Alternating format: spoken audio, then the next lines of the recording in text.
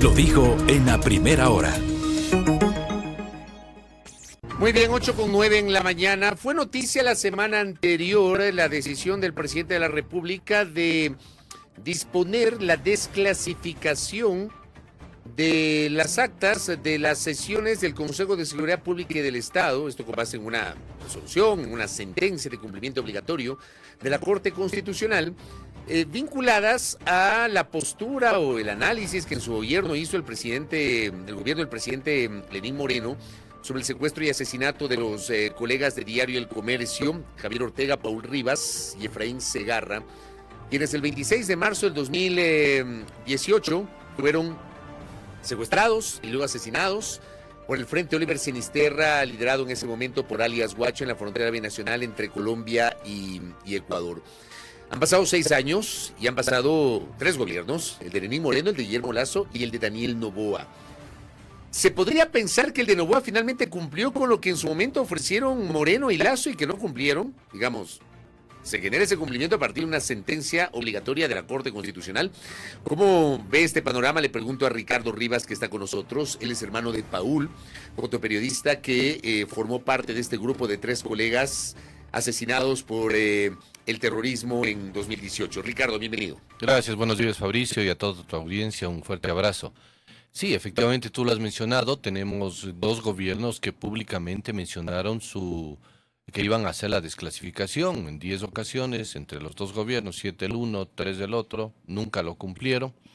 Y luego, claro, tenemos un gobierno actual donde públicamente no ha ofrecido absolutamente nada y lo que ha hecho, lógicamente, es cumplir la sentencia obligatoria por parte de la Corte Constitucional y transparentar o tratar de transparentar todo este proceso entregando esta información de las actas referentes a la número 18, 19 y 20 que recibimos la semana anterior justamente en la Secretaría de Comunicación de la Presidencia con el viceministro del Interior, una reunión que mantuvimos donde estuvo la asesora de Presidencia, la asesora del la ministra del Interior y se entregó las actas en lo referente al caso de Paul, Efraín y Javier, únicamente en relación a este. Pero una vez que lo recibimos con 40 hojas o fojas, como lo indican, más un un CD donde están los audios de las actas respectivas y esta es la información que se ha entregado. Nosotros hemos procedido a analizarlas. Hasta ayer en la noche yo he podido un poco ya terminar la lectura y contrastar, que es lo importante de las actas.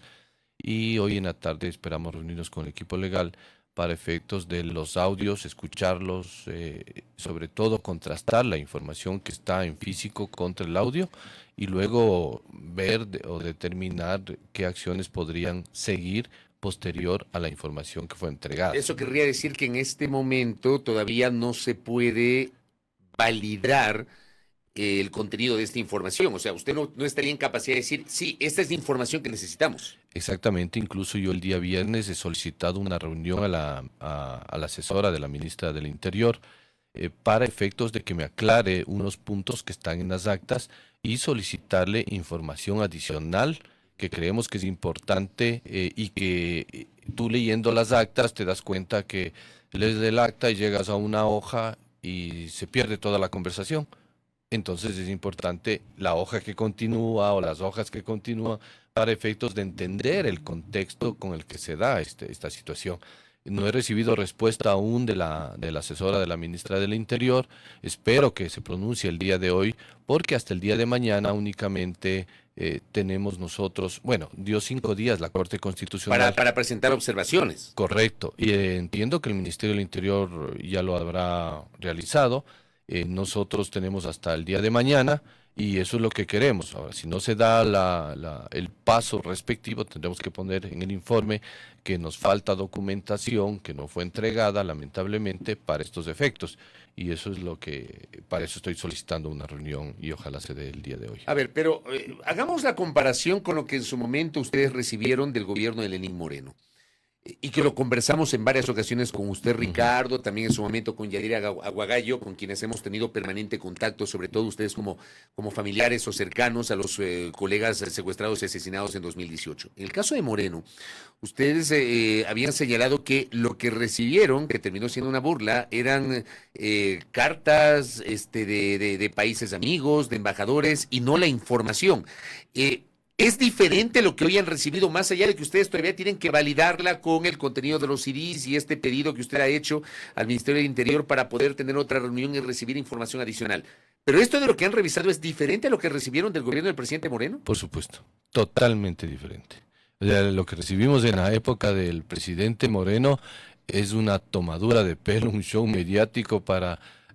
no sé cuál fue el criterio de sus asesores o del gobierno en ese entonces de entregar una información, si mal no lo recuerdo, estuvo alrededor de 800 hojas que se entregaron de cada parte del Estado, pero en realidad de esas 800 hojas sí valía el 5%, no era más. Ahora se han entregado 40 hojas que si tú le lees detenidamente y comparas con el contexto, ya te indica algunas particularidades importantes que pueden contribuir a seguir construyendo esta verdad.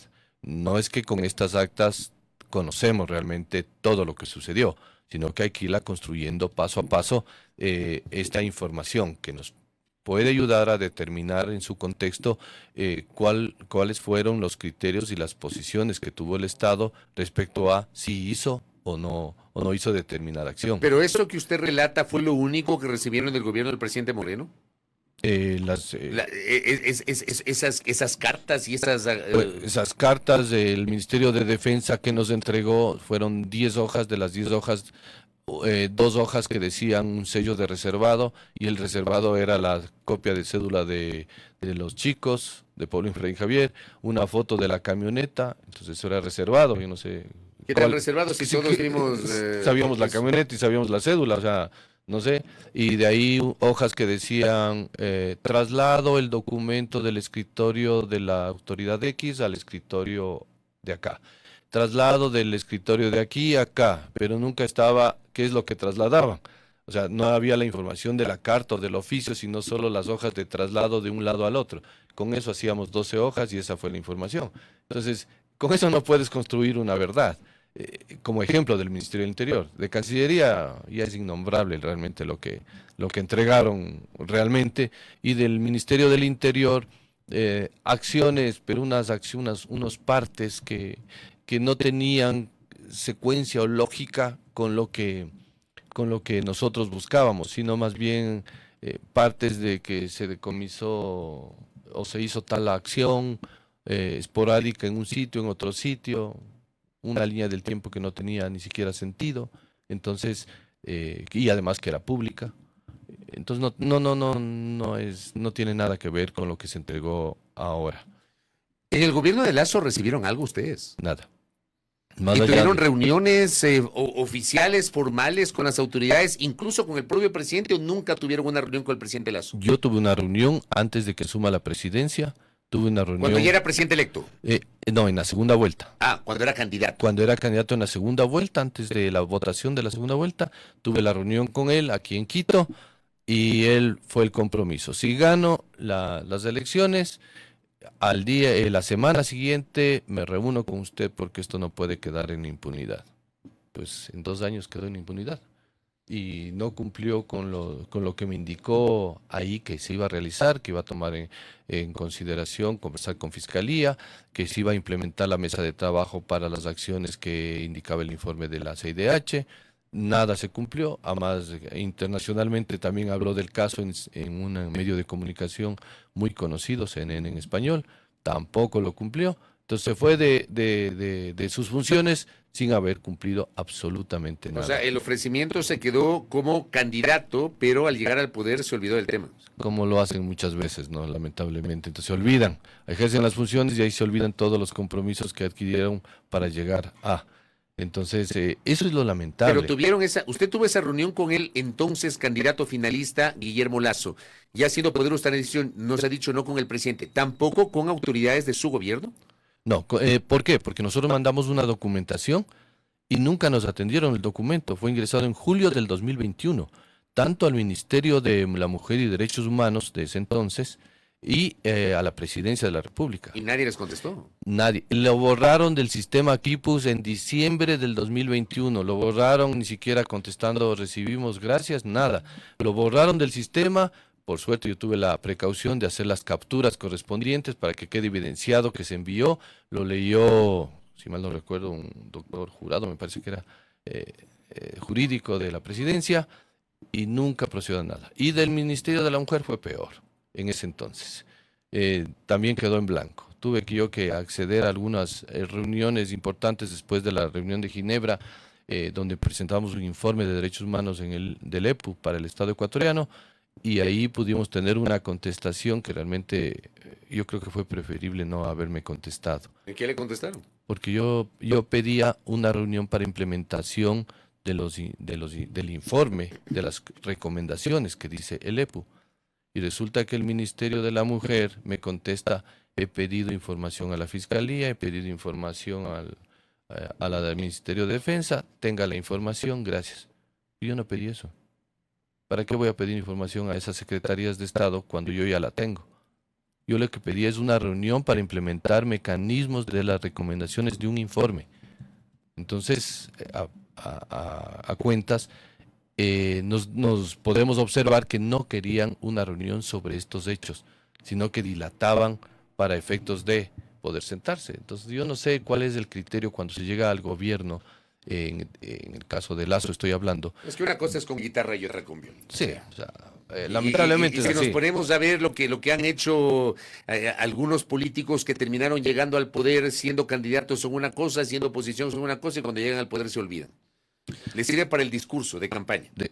Y eso ha pasado con el caso de los colegas del comercio. Sirvió para el discurso, hablando de la libertad de expresión y todo lo demás, y a la hora de la final, nada. Y al punto de que ahora ustedes reciben una información que usted nos ha dicho, todavía tienen que validarla, pero con base en una orden de la Corte Constitucional. Porque de lo contrario, no sé si les hubieran entregado. Sí, ahí sí, no lo sabemos. No sabemos, porque no activamos, claro. Es un gobierno también que está a poquito tiempo, no lo hemos activado, pero bueno, se pronunció la Corte y la tenemos, ¿no? Que es lo importante, y que se entregue la información. Ahora, lo que me interesa es que se active Fiscalía, porque ya tenemos la información. Para no tener sorpresas nuevamente, ¿qué es lo que voy a hacer? Yo voy a hacer como familiar un informe contrastando el contexto, lo que conocemos y lo que está en las actas, y entregarle a la Fiscalía y decirle: señores, aquí está. Era su trabajo, yo le voy a dar haciendo para que no tenga excusas de decirme ¿qué hago ahora? No avanza el caso. Buscarme otro contexto, decirme cosas que no son, porque el parámetro que ellos manejaban era: no hay desclasificación, no existe desclasificación realizada, no podemos avanzar. Hoy se desclasificó. Yo creo que la Fiscalía nunca quería que desclasifique. ¿Por qué? ¿Por qué creen eso? Porque, a ver, estaba en la época de Moreno. En la época de Moreno tenían que tapar todo. Es fácil. Todos estos hechos, todos estos actos. Además, ¿cuál fue el primer fiscal que estuvo en nuestro caso? El hoy fiscal subrogante. Wilson Toainga, que ahora es fiscal subrogante. Entonces, por ahí puede manejarse alguna conjetura, ¿no es cierto? Entonces, no interesaba, por eso no camina. Porque hay muchas aristas que se pueden avanzar sin desclasificar la información, como yo lo he venido mencionando siempre. Y entonces, ahora, ¿qué pretexto me van a poner? Y para que no me pongan el pretexto de que me falta esto, yo mismo le voy a dar hacer el trabajo a la fiscal, y lo digo públicamente, a la fiscal Moncayo, le voy a dar haciendo el trabajo y le voy a presentar el informe. Esto dice las actas, esto dice el contexto. Yo he visto todo el folio que existe en la Fiscalía, tanto de Ecuador como de Colombia. Tenga. Ahora sí, veamos cuáles son los resultados de una Fiscalía eficiente cuando quiere realizar su trabajo. En medio de todo esto, Ricardo, usted hoy es parte de la activación del mecanismo para protección de periodistas, que, si la memoria no me es infiel, fue presentado con gran pompa por el gobierno a través del presidente Moreno, pero que nunca se activó. Finalmente hoy está activado, pero conversé con Yanine Cruz la semana anterior que estuvo acá, hablando sobre el tema. Y el gran limitante, me decía Yanine, es la parte presupuestaria. Resulta que no les dan plata. ¿Cómo está funcionando el mecanismo, Ricardo? Bueno, con el buen ánimo y la buena predisposición de seguir un legado que se originó lamentablemente en hechos tan lamentables y con mucha tristeza de Paulo Efraín Javier, nace, como tú lo mencionas, este comité en julio, creo que fue del 2018, sin ningún periodista, se creó un comité solamente para decirle a la Corte, a la Comisión Interamericana de Derechos Humanos, ya tenemos la comisión y nunca funcionó. Ahora por ley y por reglamento ya está creado el mecanismo. Pero a los asambleístas que aprobaron se les olvidó un pequeño detalle, poner el presupuesto, como sucede siempre en nuestro país. Entonces se les olvida colocar el presupuesto y hoy por hoy estamos luchando para que el gobierno actual nos dé presupuesto para estos temas de prevención y protección al sector periodístico en el temas relacionados con libertad de expresión, que creo que es fundamental, porque no solo falta enunciarlo y decirlo, yo creo en la libertad de expresión, sino que hay que hacerlo con hechos. Entendemos la coyuntura económica, la crisis que vive el país. Sin embargo, también entendemos que esta coyuntura también se ve reflejado en temas de libertad de expresión que tiene que ahí ser un fundamento importante el gobierno actual, todo el Estado, respecto a guardar y preservar un derecho al cual tenemos acceso o debemos cuidarlo todos los ciudadanos y todos los que conformamos el Estado, ¿no es ¿Cómo cierto? está integrado actualmente el mecanismo para protección de periodistas? Existen delegados por parte del Es un Estado. comité, ¿verdad? Es un comité, exactamente. Existe un pleno donde está un representante de la Fiscalía, un representante del Ministerio de la Mujer y Derechos Humanos, un representante también del Ministerio del Interior, de Secretaría de Riesgo, en años electorales, incluso del Consejo Nacional Electoral, un representante del Ministerio de Defensa y dos delegados de sociedad civil, uno de organizaciones de sociedad civil y otro de los trabajadores del sector periodístico, tanto privado, público como comunitario. Entonces, estos son los delegados donde se reúnen una vez al mes, se pone, de hecho esta semana vamos a tener una reunión de mecanismo, se les pone todo lo que se ha generado en estas variables de violencias, agresiones, se articula acciones, sobre todo cuando existen agresiones a periodistas, se levantan las alertas, incluso hemos llegado a poner las denuncias como tal en Fiscalía a través del Consejo de Comunicación, de tal manera que se viabiliza de mejor manera todas las acciones para efectos de contrarrestar estas agresiones que se van dando en el país. Lo lamentable es que como no tenemos presupuesto, primero solo funcionamos acá, y digo funcionamos porque nos han prestado algunos trabajadores del Consejo de Comunicación para que funcione el mecanismo, o sea, nos han prestado para ejercer las funciones, pero solo Para hacer el tenemos apoyo. el apoyo logístico, porque esto necesitamos levantar, por ejemplo, el monitoreo que le hace el Consejo de Comunicación depende del mecanismo como tal, pero al no tener presupuesto no podemos actualizar, por ejemplo, softwares y elementos que nos denotan. Hay un hecho de capacitación, por ejemplo, de llegar a los sectores comunitarios o a provincias que están en frontera, que son difíciles de acceso. ¿Cómo llegamos allá si no tenemos recursos? Porque todo es recurso, lamentablemente. Entonces funcionamos apoyados en organizaciones de sociedad civil para efectos de poder llegar a sitios donde lamentablemente y físicamente no podemos hacerlo porque no podemos trasladarnos. No tenemos insumos para hacerlo, pero nos apoyamos en estas acciones, nos apoyamos con, por ejemplo, países amigos, embajadores, que estamos presentando Pero proyectos. eso me parece increíble. O sea, Yo se lo dije a funcionamos. Janine el otro día, o sea, me parece insólito que una instancia que debería tener el apoyo del Estado ecuatoriano tenga que pedir apoyo internacional porque el Estado ecuatoriano no le da ese apoyo. Sí, lamentablemente tiene esto, sentido. sí, no tiene sentido, pero lamentablemente estamos así, entonces estamos esperando Una barbaridad. que se activen los recursos para efectos de que se entregue más allá de los compromisos que públicamente salieron con la CIP, esta organización de periodistas a nivel internacional, y que hubo el compromiso del Estado o del gobierno. Pues esperamos que se activen y por lo menos haya o existe una predisposición para decirles, bueno, en tal mes va a llegar los recursos, de tal mes vamos a apoyarles, vamos a entregarles, pero no indicarnos que no tenemos recursos para este año y que veamos la manera de cómo realizar las funciones que están dentro de un reglamento oficial y de una ley orgánica de comunicación. ¿Cómo cumplimos? ¿Cómo nos pueden hacer incluso un seguimiento de cumplimiento no, cuando no tenemos todas las herramientas necesarias para operar, ¿no? Una barbaridad. Bueno, veamos si hasta mañana les responde el Ministerio del Interior, que entiendo que es la fecha límite, ¿no? Sí, si no me responde, pues emitiré yo el comunicado de acuerdo al criterio que hemos recibido. Y ahí tendría que actuar la Corte Constitucional. Yo me imagino, y yo no quisiera llegar a esos parámetros porque todas las cosas se pueden realizar de buena fe y yo entiendo que hay una buena predisposición a entregar información, pero lamentablemente la comunicación que existe no creo que es muy fluida o está ahí muy bloqueada en este sentido, por utilizar un término, ¿no? Correcto. Ricardo, gracias por el tiempo. A ti, muy gracias por el Muy espacio. amable. A Ricardo Rivas, quien forma parte del Mecanismo para Protección de Periodistas, además hermano de Paul Rivas, uno de los tres colegas del comercio secuestrados y asesinados en marzo del 2018 en la frontera binacional entre Ecuador y Colombia. Vamos a ver cuál es la calidad de la información que ellos han recibido, que todavía está siendo materia de validación por parte de los familiares. Gracias a nuestro invitado, 8:30 en la primera hora.